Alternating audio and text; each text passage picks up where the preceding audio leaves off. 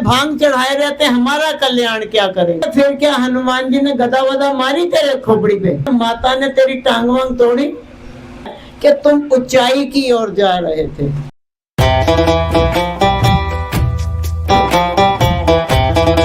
अपने दरबार के कुछ संत थे, श्री गुरु महाराज जी के पास आए और आकर के जो है वो कहते हैं भी मेरा ना सिमरन रुक गया है, सिमरन चला दो। श्री गुरु महाराज जी ने मुस्कुराते हुए फरमाया कि भाई तूने नाम दीक्षा कहाँ से ली है? कहते राधा स्वामी से ले रखी है। कहते कोई बात नहीं। तो कहते भी मैं ना गुरु नहीं तुम्हें बनाऊंगा। उन गुरु महाराज जी भी बड़े मौज में आए हुए, कहते वैसे भाई दिवे गुरु क्यों नहीं बनाओगे?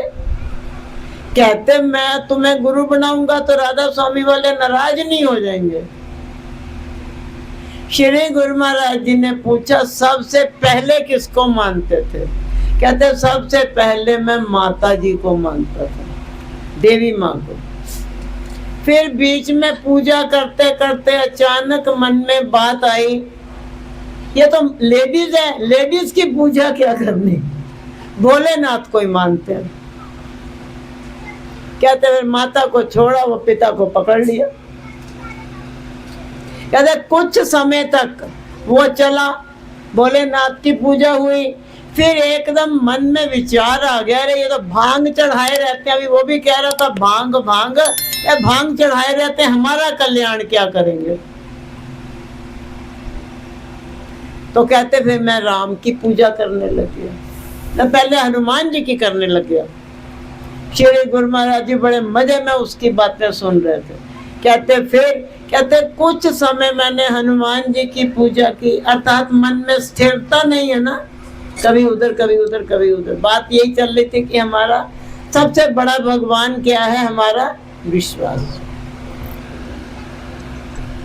श्री कहता है गुरु महाराज जी मैंने कुछ समय तक तो हनुमान जी की पूजा की, फिर मन में विचार आ गया कि एक बात बताओ, हनुमान तो शिष्य हैं, मैं क्यों ना स्वामी की पूजा करूं? कहते हनुमान जी को छोड़ा, राम जी की पूजा शुरू कर दी। वो भी कुछ समय तक चली। फिर एकदम मन में आया, अरे राम तो 14 कला संपन्न है, कृष्ण को पकड़ते हैं वो 16 कला संपूर्ण है। कहते फिर मैंने उनको पकड़ना शुरू कर लिया। कहते फिर बाद में मेरे को राधा स्वामी मिल गए, तो बोला भी ऐसे बार बार बदलने में मुझे लगता मुझे पाप लगेगा और फिर गुरु जी कहीं नाराज ना हो जाए। श्री गुरु महाराज जी ने फरमाया कि एक बात बता भाई, जब तूने माता को छोड़ के पिता को पकड़ा तो क्या माता ने तेरी टांग वांग तोड़ी? कहते नहीं। कहते अच्छा।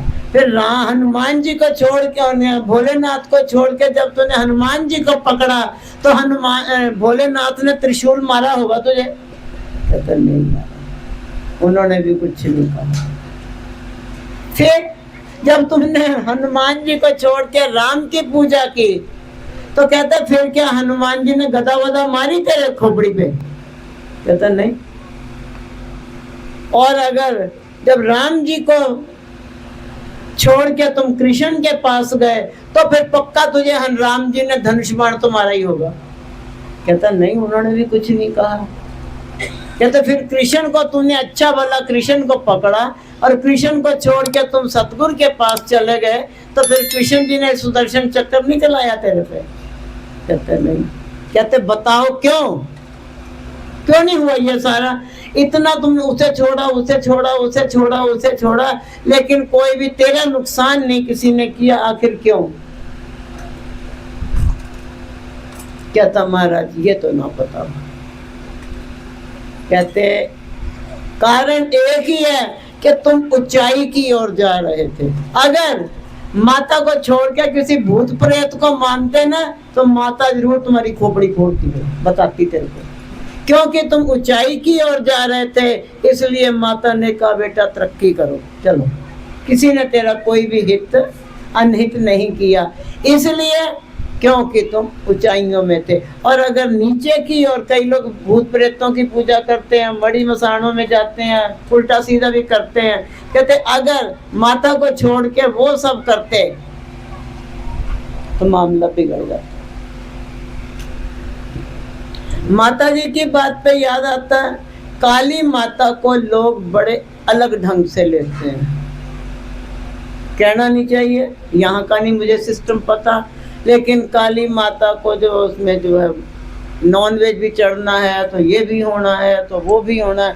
काली माता को लोग बहुत अलग ढंग से लेते हैं, लेकिन हम बताते हैं, सबूत है मेरे पास, जितनी सौम्य काली माता है ना, उतनी शायद दुर्गा माता नहीं है। बहुत सौम्य है ये, इनके अंदर ममता है। बस वो घटना ऐसी घट गई थी, वो रक्त बीज का खून पी पी के थोड़ा मामला बिगड़ गया, अदरवाइज माता काली बहुत सौम्य है। सबूत बताते हैं, आप में से स्वामी रामकृष्ण परमहंस जी का नाम किसने किसने सुना? मोस्टली सबने सुनी। तो स्वामी रामकृष्ण परमहंस जी माँ काली के उपासक थे। दक्षिणेश्वर में इनका स्थान है, और इनका एक शिष्य थी रानी रासमणी। राजा नहीं था, रानी थी, और राजा बल्कि बरखिलाफ भी हो गया था, लेकिन उसने फिर ऐसा कुछ नहीं किया, लेकिन जो है ये चलता रहा। बीच में क्या हुआ, एक बार ऐसे कोई हवा का झोंका झोंका आया तो माता की मूर्ति गिर गई और लेफ्ट हैंड खंडित हो गया। अब ये बात उठी कि भैया ये तो मूर्ति आप लोग भी करते हो, मूर्ति खंडित हो गई, हटाओ। इसका जवाब देंगे आपको रामकृष्ण परमहंस जी। तो उन्होंने भी यही कहा, कहने लगे कि जब धीरे धीरे ये बात रामकृष्ण जी तक पहुंची कि भाई स्वरूप बदला जाएगा, तो उन्होंने रानी रासमणी को बुलाया और पूछा क्यों? स्वरूप जो तुमने बदलने की बात कही है, आखिर क्यों? कहते महाराज ये ना खंडित हो गई है। उन्होंने कहा, उनकी ना एक ही बेटी थी, शादीशुदा थी, बेटा नहीं था। तो उन्होंने रानी रासमणी से कहा, मंदिर अंदर उसी ने बनवाया था, तो उनसे कहा कि देख रासमणी, भगवान ना करे अगर तेरा दामाद कहीं एक्सीडेंट में या किसी दुर्घटना में हाथ पैर से खंडित हो जाए तो क्या तुम बदलोगी दामाद को? वो बोली महाराज ये आप कैसी बात करते, दामाद को कौन बदलेगा? कहते फिर मेरी माँ ही क्यों, मेरी माँ के साथ ऐसा व्यवहार क्यों?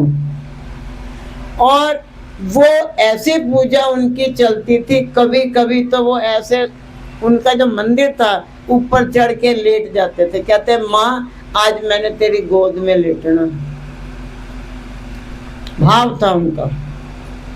और जब भोग बनता था, और भोग बनने से पहले, सबको भोग बनने के बाद सबसे पहले कौन खाता है? भगवान जी। वो कहते थे पहले मुझे दो, ताकि मैं देखूं नमक मिर्च तेज तो नहीं है, गरम ठंडा तो नहीं है। अगर उनके लायक होगा तो वहां जाएगा, नहीं तो नहीं जाएगा। उनका अपना ही भाव था। और उन्हीं के ये शिष्य हुए हैं जिनका नाम था नरेंद्र, और बाद में वो किस नाम से प्रसिद्ध हुए? स्वामी विवेकानंद जी। तो प्यारे, सबसे बड़ी चीज है आस्था। हमारी जो आस्था डावाडोल हो जाती है, यहीं पे खेल बिगड़ने लगता है।